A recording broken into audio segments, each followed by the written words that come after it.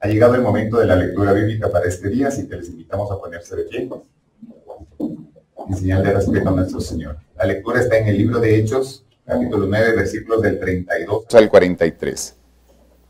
Hechos 9, del 32 al 43, y la palabra del Señor dice así. Aconteció que Pedro, visitando a todos, vino también a los santos que habitaban en Lida, y halló allí a uno que se llamaba Eneas, que hacía 8 años que estaba en cama, pues era paralítico. Y le dijo a Pedro, Eneas, Jesucristo te sana, levántate y haz tu cama.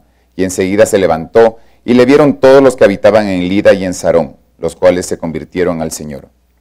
Había entonces en Jope una discípula llamada Tabita, que traducido quiere decir Dorcas. Esta abundaba en buenas obras y en limosnas que hacía, y aconteció que en aquellos días se enfermó y murió.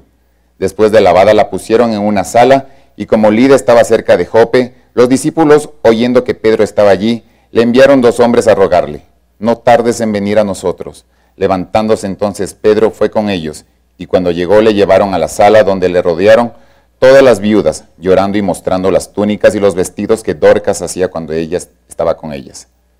Entonces sacando a todos, Pedro se puso de rodillas y oró, y volviéndose al cuerpo dijo, Tabita, levántate. Y ella abrió los ojos y al ver a Pedro se incorporó, y dándole la mano la levantó. Entonces llamando a los santos y a las viudas, la presentó viva. Esto fue notorio en todo Jope, y muchas creyeron en el Señor, y aconteció que se quedó muchos días en Jope, en casa de un cierto Simón, curtidor. Oremos, hermanos. Dios Padre Celestial, gracias por permitirnos nuevamente leer tu santa palabra. En esta mañana te pedimos unción sobre la vida de nuestro pastor, para que a través de él nosotros podamos entender más tu magnífica palabra, que a través del Espíritu Santo sea entendida de la mejor manera. En ti dejamos esta prédica y te honramos y te alabamos en todo momento. Te pedimos todo esto en el bendito nombre de tu Hijo amado Señor Jesús. Amén. Amén.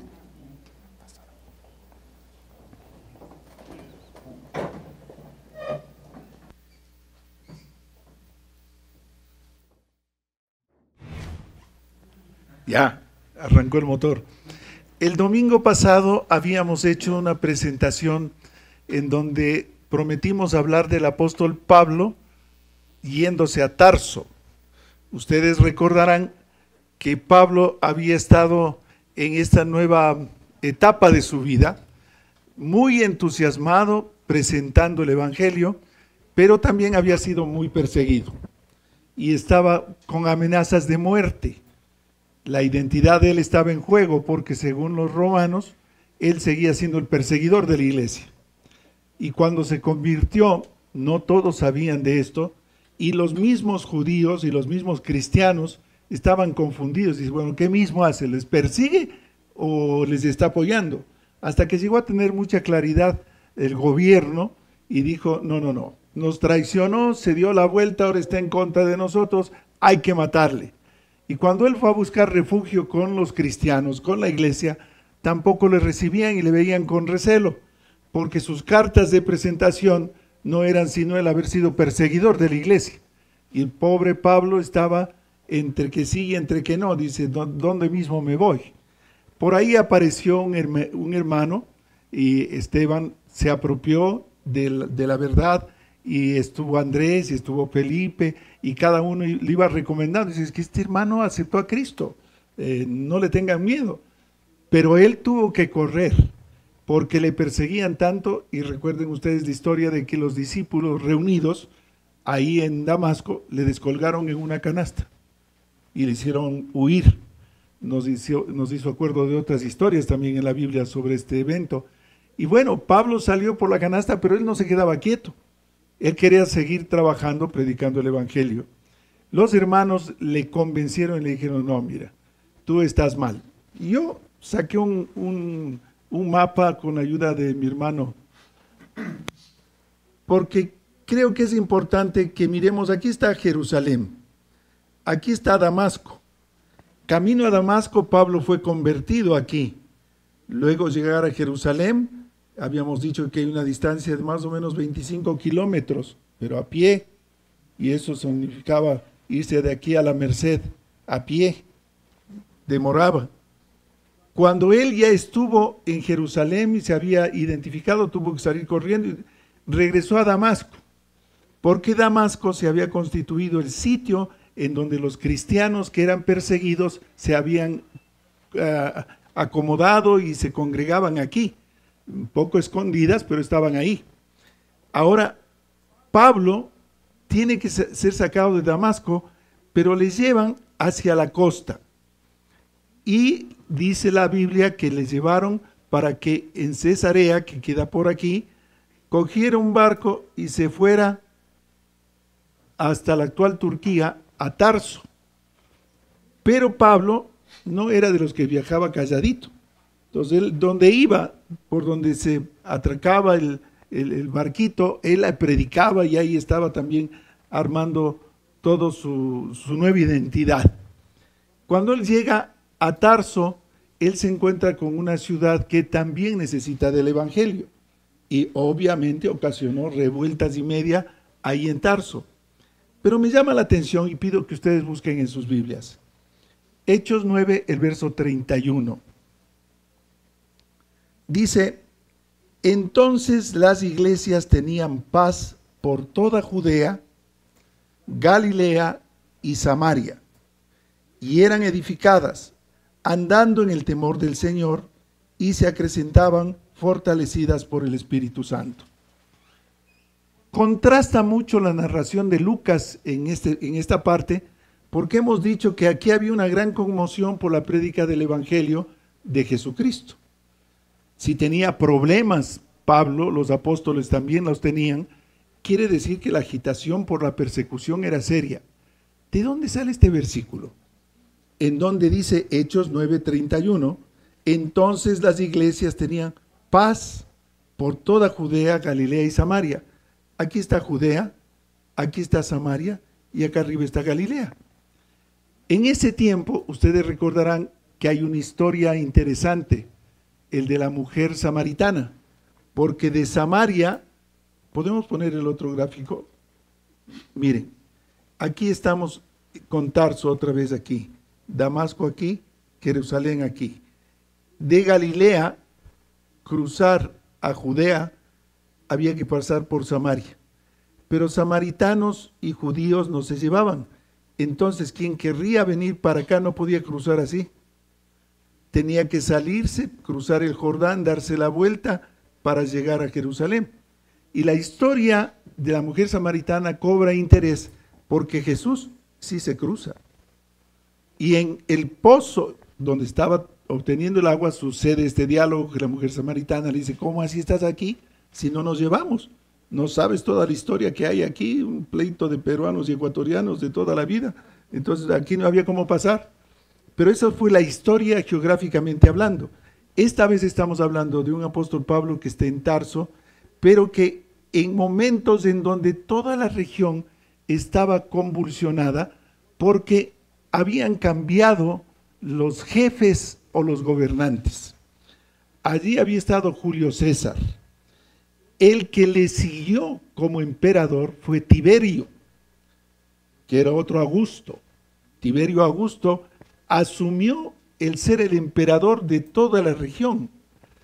Y este no podía ver a los cristianos, si a los judíos no les podía ver, los cristianos menos.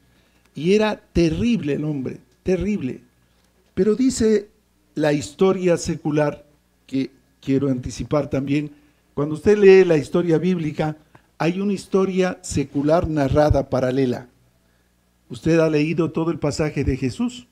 ¿Sabe quién era el gobernante mientras mataban a Jesús? Tiberio. Tiberio era el que hacía y deshacía de la vida de todos. Y quien estaba al mando era Poncio Pilato por encargo de Tiberio. Y él fue el que se lavó las manos. Cuando Poncio Pilato está encargado de mostrarle a Barrabás en vez de a Jesús, la gente ya estaba muy persuadida en Jerusalén de que aquí estábamos trabajando con un impostor y Jesús tenía que morir. Tiberio había dado el ave César y había dicho que sí. Poncio Pilato sirvió de vehículo para que esto suceda. Tiberio, que además era un hogareño, tenía muchos hogares, tenía hijos por todo lado. Y este Tiberio lo que menos hacía era educar o darles lo que correspondía en las generaciones, pero sí les entrenaban militarmente a los hijos, porque ellos tenían la visión de que él tenía que ser un sucesor, alguien que venga y gobierne. En el año 12 de la era cristiana aparece un personaje que va a ser singular. Primero, Poncio Pilato es reemplazado. Terminó su gobernación y le nombran a un tal Valerio Grato como el nuevo gobernante, el nuevo gobernador, bajo Tiberio. Tiberio dijo, este va a continuar con la tarea de Poncio Pilato. Pero en estas cosas que uno no logra descubrir y no logra saber porque son cosas de Dios, este Valerio resulta ser muy benevolente con los cristianos. Este Valerio comienza a dar libertades a los cristianos. Primero le cancela a Caifás y lo saca. Cambia a las autoridades que habían sido responsables de la muerte de Jesús. Los limpió a todos, los sacó. Y nadie dice, pero si Valerio respondía a Tiberio, ¿cómo es que hizo todo esto sin que le cueste el puesto? No le costó el puesto y dejó que los cristianos pudieran congregarse y tener sus reuniones y alabar a Dios. Y dice que resurgió una esperanza entre el pueblo. Eso dice Seutonio, dice Josefo, que son historiadores seculares. Vuelvo a la Biblia y qué coincidencia. Lucas, que había contado que esto estaba convulsionado porque les perseguía, de repente escribe este versículo. Entonces las iglesias tenían paz por toda Judea, por Galilea y por Samaria. Me llamó a mí la atención y me meto a ver por qué será, y ha sido que cambiaron, ya lo votaron a Poncio Pilato y a los que perseguían y pusieron a este tal Valerio Grato. Y por eso fue el respiro y el alivio que la iglesia experimentó en ese tiempo. Ahora, otro de los datos interesantes que se muestran aquí es que los discípulos comienzan a tener acciones eficaces respecto a sus misiones. El apóstol quería estar predicando el evangelio, quería estar sanando, quería ser útil en la comunidad. Pablo ya se había ido a Tarso, pero aquí queda Pedro, otro de los poderosos. Recuerden que Pedro era el jefe ya de todos los apóstoles y que Pablo se había reportado a él cuando regresó de Arabia, después de 3 años, y le dijo, hermano, aquí yo estoy ya discipulado, capacitado, y he venido para ponerme a tus órdenes, bajo Pedro. Pedro le recibe, le deja y lo protege y le pide que se vaya a Tarso hasta que se calmen las cosas. Pero enseguida Lucas narra y dice, se hizo la paz en estas 3 provincias. Ya no había pleitos. Y entonces la iglesia comenzó a crecer. Los apóstoles comenzaron a tener actividad. Ahí saltamos a Hechos 9, el verso 32. Aconteció que Pedro, visitando a todos, vino también a los santos que habitaban en Libia. Cuando estamos hablando de Libia, es una ciudad del interior. Y aquí hay una cordillera donde está el Monte Carmelo. Entre Lida, que era esta ciudad pequeña, y el Monte Carmelo, hay un valle. Es el valle de Sarón. De ahí salen algunos versículos y episodios lindos que están en la Biblia. ¿Quién se acuerda de uno? La rosa de Sarón es la mejor comercializada en el mundo hoy y la de mayor precio. Hay empresas que trabajan solo con esto y cuando uno ve la foto y las ilustraciones, es una rosa hermosa. Y se da solo en el valle de Sarón. ¿A qué se debe el nombre de Sarón? Es el nombre de una diosa griega. Y a eso se llama el Sarón. Por eso hay argumentos de algunos teólogos y de gente estudiosa de la palabra de Dios en que no están de acuerdo que se le compare al Señor con el lirio de los valles y la rosa de Sarón, porque nunca puede representar a una diosa griega. Y entonces hay una discusión respecto a la construcción de esa estrofa de Cristo es la peña de Oreb. ¿Se acuerdan? La segunda estrofa que salió con esta connotación y hay una gran discusión que yo la respeto. Creo que en el fondo lo que queremos decir es que no hay comparación con el Señor. Pero cuando se usan estas razones, uno dice, tienen sentido, porque la rosa de Sarón representa el mejor de los cultivos subiendo al Monte Carmelo. Quienes por la bendición de Dios hemos podido estar allí, cuando subimos al Monte Carmelo, usted pasa por unos jardines hermosos, preciosos. Son de los bajáis, los principales comerciantes de la rosa de Sarón. Ahí están la comunidad Bahá'í. Es hermosa, es deslumbrante, es una cosa hermosa. Entonces, cuando nosotros hablamos de que los apóstoles estaban aquí, estaban enfrentando realidades geográficas, históricas, que tenían mucho valor. Llega Pedro a Lida, y en ese encuentro en Lida se topa con un Eneas. Este es el nombre de una tira cómica de cuando yo era niño, ¿no? Benitín y Eneas. Y por eso me acuerdo de Eneas. Pero este Eneas estaba paralítico. Y entonces Pedro decide curarle a Eneas en Lida. Y ahí estaba con evidencias del poder que él tenía. Porque yo me imagino, y solo traslado ese hecho a lo que pasaría el día de hoy. Si aquí curamos a un paralítico, mañana tenemos toda la consulta traumatológica aquí, ¿no? Y los neurólogos nos mandarían todos los casos. ¿Cómo estaría Pedro en ese tiempo cuando le sana a un paralítico? Dice la palabra de Dios que aconteció que Pedro, visitando a todos, vino también a los santos que habitaban en Lida. Y halló allí a uno que se llamaba Eneas, que hacía 8 años que estaba en cama, pues era paralítico. Es decir, que antes sí andaba, ahora se quedó paralítico. ¿Por qué sería? Se cayó, se fracturó, ¿qué lío tendría? O algún problema neurológico, uno no sabe, pero estaba para 8 años. Y el que ha caminado y pierde esa capacidad, sufre mucho, porque recuerda todo lo que hacía y ahora ya no puede entrar en una dependencia total.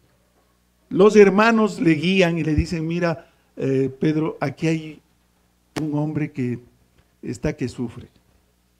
Y como hemos escuchado que tú tienes el poder del Señor, vente, Pedro. Y Pedro le dijo, Eneas, Jesucristo te sana. Y esto comienza a trascender ya en el mensaje actualizado. nosotros nos sanamos.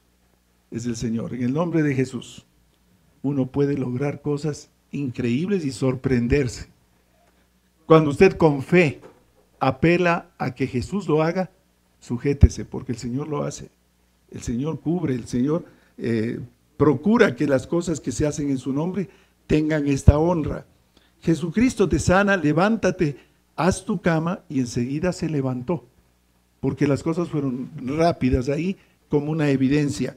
Y le vieron todos los que habitaban en Lida y en Sarón, los cuales se convirtieron al Señor.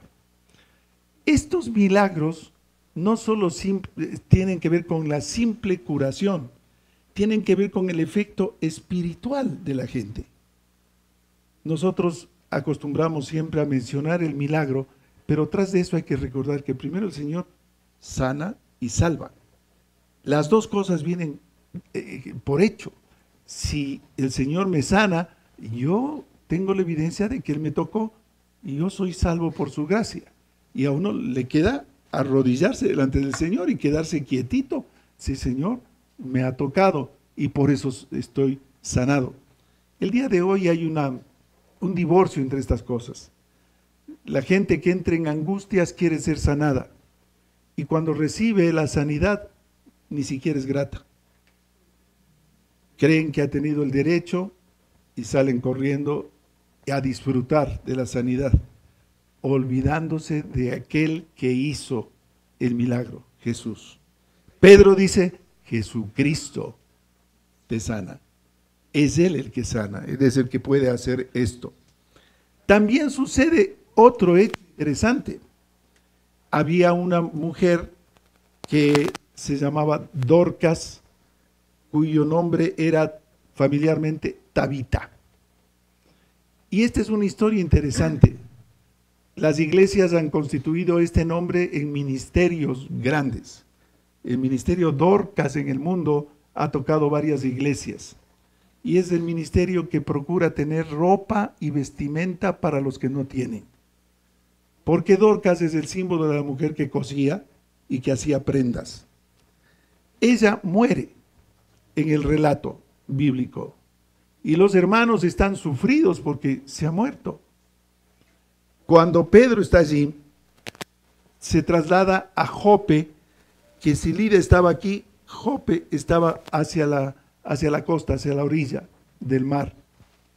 Y los llevan allá, y estaba cerquita, dice, de donde había curado a Eneas, y dice, ya que curaste a uno, te queremos presentar, acá está enferma. Él llega y ya estaba muerta. Historias que se repiten también en otros casos. Levantándose Pedro fue con ellos, y cuando llegó, le llevaron a la sala donde le rodearon todas las viudas, llorando y mostrando las túnicas y los vestidos que Dorcas hacía cuando estaba con ellas. Dice, esta hermana se nos muere y es una buena mujer, una mujer productiva, una mujer con un ministerio hermoso. Y se quejan delante de Pedro, dicen, no puede ser, ¿cómo puede ser que esto suceda? Pedro está escuchando. Saca a todos Pedro, porque el show es lo que menos interesa en la vida cristiana. Aquí no hay un show para decir que vamos a tener en el Coliseo una reunión de sanidad para que todos vean lo que yo hago. No, el Señor no trabaja así. Y en varias ocasiones el mismo Jesús, con la hija de Jairo, sacó a todos. Vayan afuera todos los bulliciosos, la prensa afuera, todos, no se metan los que no tienen nada que ver espiritualmente hablando. Si eso es para el comentario, no, vaya afuera. Aquí no están. Sacando a todos, Pedro se puso de rodillas y oró. Y volviéndose al cuerpo le dijo, Tabita, levántate. ¿Quién sabe cuál es la expresión que dio en el griego? Talita Kumi. Se ha hecho famoso también porque hay un movimiento alrededor de la iglesia en el mundo que se llama Talita Kumi, que se encarga de trabajar con las adolescentes, con las mujeres desvalidas o con las mujeres abusadas, con las mujeres maltratadas. Es el movimiento Talita Kumi. Esto simboliza cuando Pedro puso su mano y levantó, y estaba muerta, y se levantó. Y él salió y entonces sí, presentó a todos los que estaban ahí. Aquí está la que estaba muerta, en el nombre de Jesús. Esto fue notorio en toda Jope y muchos creyeron en el Señor. Yo llamaba la atención en el mensaje para hoy de dos eventos importantes que en el relato a veces se nos escapa. El versículo 31 del capítulo 9 tiene una connotación importante. Cuando ustedes descubren que hay una nota que no calza con el relato, investiguen por qué. En medio de la crisis los apóstoles estaban siendo maltratados y de repente dice la narración, y tuvieron paz.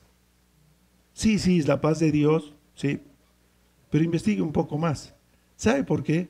Porque Dios va a usar aún a los enemigos en favor de la iglesia. Tiberio era uno de esos enemigos. Pero yo me detuve a analizar un poquito más, porque fue interesante que no solo Valerio había intervenido en esto, fueron otros que ayudaron, pero también tuvo un periodo corto de acción. Y aquí viene lo otro, vamos a pasar.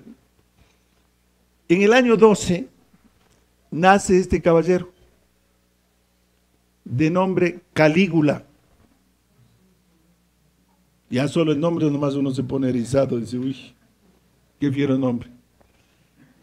Hay que irlo a leer, estudiar y mirar la vida de este muchacho. Este es uno de los descendientes, uno de los tantos descendientes de Tiberio, es el nieto. Sus padres, Germánico y Agripina, nombre de tableta, Agripina, fueron los que estuvieron por delegación de Tiberio gobernando varias tierras que inclusive al norte de África llegaban. Hijo de ellos era Claudio. Tiberio, que era sanguinario, mató a su propio hijo y a su nuera, porque decían que estaban conspirando contra él. Y este queda huérfano y es criado por la bisabuela y por la abuela. Como él le acompañaba a su padre Germánico en todas sus jornadas, él se fue a los territorios de la guerra por donde él estaba con los legionarios que su padre comandaba. Y era muy querido por los legionarios, pero desde niño ahí estaba metido. Conforme él va creciendo, muestra sus afinidades y sus gustos. Y este caballito era el amor de su vida. Este caballo había sido motivo de agasajos, homenajes, el mejor trato, el establo de mármol para él, los cepillajes que tenían eran una cosa particular, la manera como... A tal punto los llega a querer que cuando él llega más o menos a los 25 años de edad, ya era todo un personaje. Sus padres no vivían, él había sido criado por su bisabuela y su abuela, y Tiberio comienza a ponerle atención a su nieto. Dice, me parece que ahí tenemos a alguien que puede servirnos en el esquema de gobierno. Y entonces le comienza a dar autoridad. La historia cuenta que este muchacho sufría mucho periódicamente.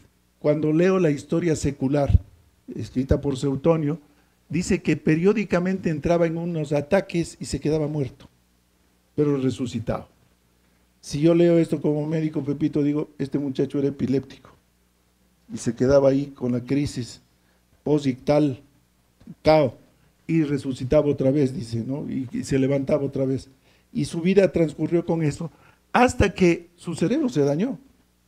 Y el muchacho bueno, bonito, bonachón, se transformó en un ogro, sanguinario, terrible. Entonces, él con los senadores que le acompañaban, tenía la obligación de organizar en todos los territorios donde su padre estuvo como gobernador, y viendo que no funcionaban, la asamblea, diría yo, que ellos tenían, no le funcionaba, le nombra al caballo cónsul. Tal fue la locura. El cónsul de Calígula. ¿Por qué viene? Pasemos a la siguiente. Miren ustedes,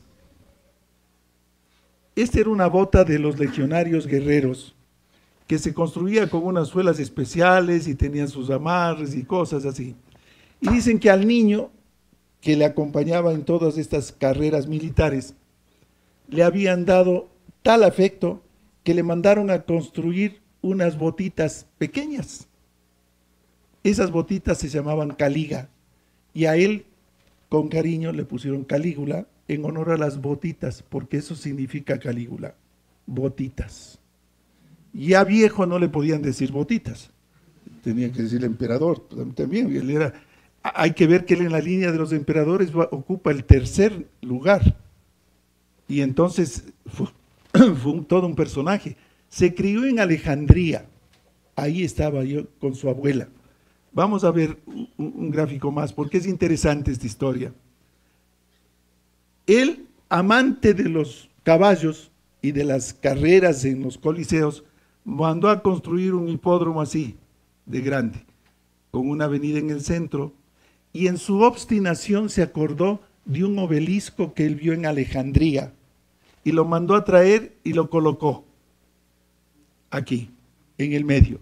Y los carros que hacían las carreras y se mataban entre ellos daban la vuelta y daban la vuelta. Aquí fueron sacrificados los cristianos. Después. Y al frente mandó a construir necrópolis. Actualmente, en esa necrópolis se guardan los restos de Pedro, que fue sacrificado al lado del obelisco y fue muerto por parte de Calígula. Y si usted quiere saber un poco más, pasemos otro. Digo esto como una orientación. Usted ve aquí la gran avenida, aquí está el obelisco, actualmente, en Roma. Y usted tiene alrededor todo lo que simboliza, era mucho más grande el estadio. Y todo este sector de donde está tomada la foto es la Catedral de San Pedro, levantada sobre la necrópolis. Si usted llega al Vaticano y quiere hacer un tour, pida que le lleven a la puerta del sacrificio, donde están excavaciones de los restos de la necrópolis. Y usted le meten ahí y va a llegar a la parte del subsuelo, en donde están todos los pasadizos de exhibición de lo que fue la necrópolis del tiempo de Calígula. Esto corresponde a la época de los apóstoles, en donde Pedro murió. Y este Pedro que había estado curando, este Pedro que había hecho los milagros, este Pedro que estaba ahí, tuvo que enfrentar posteriormente este ataque feroz de Calígula. El tiempo de paz del que habla se terminó. Comenzaron otra vez los problemas. Y lo que viene después de la narración de Hechos es cómo Pablo tiene que enfrentar otra vez la gran persecución y todos los ataques. Esto es interesante porque creo que uno cuando va de turismo se fatiga de ver cosas y no sabe qué va a ver. Pero si usted va a Roma, estudie y revise un poco más la historia y se va a dar cuenta, ¿no? Tiene la forma de una llave, la gran avenida, pero aquí está el obelisco traído desde Alejandría por Calígula. Y alrededor de esto se daban las batallas. Y todos los muertos se enterraban aquí en el necrópolis. Ahora ha cambiado el panorama urbanístico, es otro. Pero interesante. ¿Tenía una más? No, muy bien. Digo que cuando usted lee la Biblia, no es solo el sentido donde está escrito. Dice, entonces las iglesias tenían paz por toda Judea, Galilea y Samaria. Sí, porque en ese tiempo Dios permitió que existiera un Valerio, que fue el que puso la paz temporalmente, y la iglesia respiró. Pero luego vino otra vez el apretujón, gente como Calígula, como Nerón, que fue otro compadre de Calígula, horroroso, terrible, que mataron cristianos a montones. Esos periodos también, cuando uno lee la Biblia, dice, este corresponde a tal periodo. No importa lo difícil que sea la situación del mundo, y aquí quiero hacer esta reflexión. Hoy estamos con la soga al cuello en todo el mundo, porque todo depende de que un loco aplaste el botón y ¡boom! De un lado o del otro lado. Esto era más o menos lo que pasaba en ese tiempo. Y el Señor sacó un Valerio que no le obedeció a Tiberio y que bendijo a la iglesia. Si hoy el Señor quiere hacer que la iglesia de Jesucristo tenga la fuerza y la penetración que debe, el Señor lo va a hacer. Su pueblo debe estar listo, así como estuvieron los apóstoles para tomar el yugo del que hemos cantado muy lindo el himno esta mañana. El yugo es fácil del Señor, pero hay que aprender a tomarlo y saber que nosotros podemos hacer como los apóstoles lo hicieron en esa época. El apóstol Pablo siguió, se fue a Tarso, luego lo vamos a ver y vamos a regresar. A propósito, quiero desafiarles, ir al encuentro de Siloé en noviembre. Va a haber un concurso que desde ya ustedes pueden irlo planificando. Tienen que dibujar con respaldo bíblico los viajes de Pablo. Así que vayan revisando porque allá van a tener tarea. Pero revisen los viajes de Pablo, porque Pablo no se quedó en Tarso. Pablo siguió yendo y viniendo de aquí para allá, 7 viajes, que hay que tratar de graficarlos y ponerlos con el justificativo donde están narrados en la Biblia. Porque todo eso pasa en el libro de los Hechos y es lo que vamos a estudiar. Yo les animo para que podamos pasar juntos ese tiempo allá en el Puyo. Este es un lindo tiempo para compartir con la palabra de Dios, con el conocimiento de uno de otro y esperar en el Señor cosas maravillosas. Porque Él hace los imposibles. No importa que el gobierno que sea y que esté ahí imperando con las huestes de maldad, ¿qué más maldad que esta? Nosotros podemos ver que Dios va a usar gente y va a utilizar al que sea para bendecir a su pueblo. Y nosotros debemos estar seguros de aquello. Cuando la Biblia tiene estas narraciones, uno tiene que ir con cuidado. Ya ustedes han descubierto varios elementos de esta mañana. La rosa de Sarón llama la atención y a veces somos muy ligeros también en hacer cosas y hay que entenderlas. Por eso yo he pedido más bien que hoy, que venga el grupo de alabanza, cantemos juntos, ustedes sentados porque todavía no oramos, pero cantemos Tierra Bendita y Divina. ¿Se acuerda usted de esa? Estamos hablando de la historia, estamos hablando de cuando Jesús estuvo allí y una creación musical tan linda de alabanza es la que queremos unirnos y cantar todos y luego voy a orar por nosotros, ¿sí? Por favor. Amado Señor, cuántas gracias te damos por tu palabra escrita. Tiene verdad, tiene poder, tiene fuerza, tiene historia. Y nosotros agradecemos, Señor, a quienes han hecho posible que toda esta palabra inspirada por ti llegue hasta nuestras manos. ¿Cómo no darte gracias por la vida de Pablo, invirtiéndola totalmente en servicio a ti? ¿Cómo no darte gracias por Pedro? ¿Cómo no darte gracias por los apóstoles que no dejaron de predicar tu palabra para que el día de hoy podamos ser libres?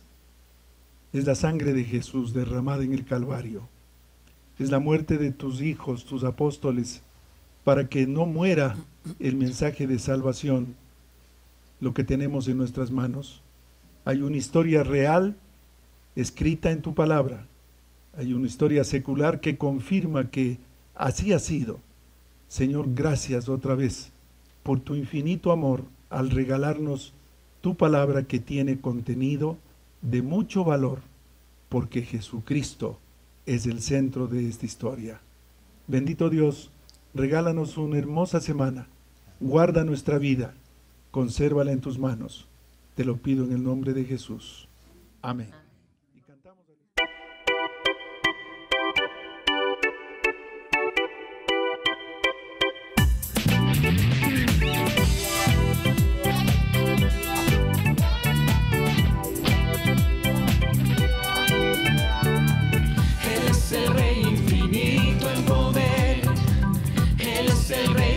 cielos, seré para él siervo fiel, pues mi vida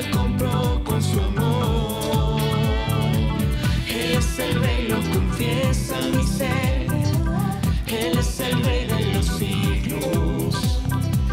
Mi vida la rindo a sus pies. Él es Rey sobre mi corazón. Él es el Rey, Él es el Rey. Él es el Rey de mi vida.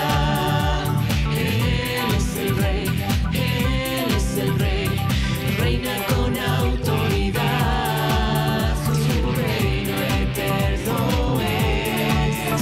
Su trono el cielo es. Él es el Rey que viene a su pueblo a elevar.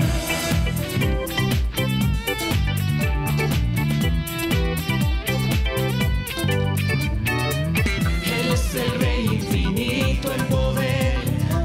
Él es el Rey de los cielos. Seré para él siervo fiel, pues mi vida compró con su amor. Él es el Rey, lo confiesa mi ser. Él es el Rey de los siglos. Mi vida la rindo a sus pies. Él es Rey sobre mi corazón. Él es el Rey, Él es el Rey. Él es el Rey de mi vida. Él es el Rey, Él es el Rey. Reina con autoridad. Su reino eterno es. Su trono el cielo es. Él es el Rey que viene a su pueblo a llevar. Él es el Rey, Él es el Rey. Él es el Rey de mi vida. Él es el Rey, Él es el Rey. Reina con autoridad. Su reino eterno es. Su trono el cielo es. Él es el Rey que viene a su pueblo a llevar.